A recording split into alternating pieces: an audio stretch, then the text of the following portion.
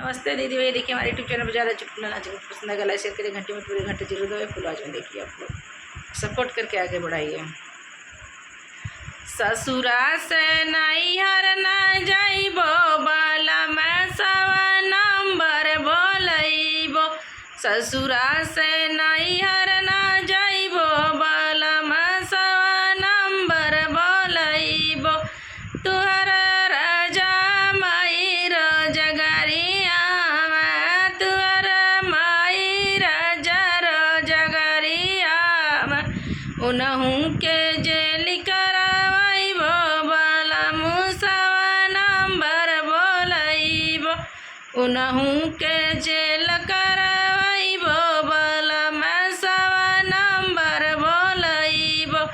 ससुरा से नैहर न जाइबो बाला मैं सवा नंबर बोलैबो।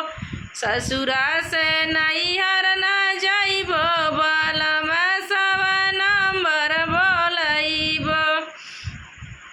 भाभी तोहर राजा रगरे माचा में, भाभी तुहर राजा रगरे माचा में, उनका के अलग करैबो बाला मैं सवा नंबर बोलैबो। उनका के अलग करैबो बाला मैं सवा नंबर बोलैबो।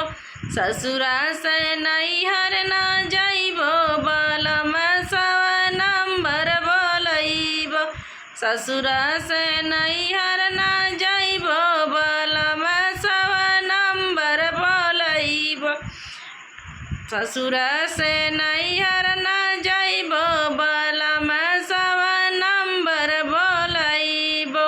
बहिनी तोहर राजा झगड़ा लगावे, बहिनी तोहर राजा झगड़ा लगावे, उनहू के गवना करैबो बाला मैं सवा नंबर बोलैबो। उनहू के गवना करैबो बाला मैं सवा नंबर बोलैबो। ससुरे से नैहर न जाइबो बाला मैं सवा नंबर बोलैबो। ससुरे से नैहर न जाइबो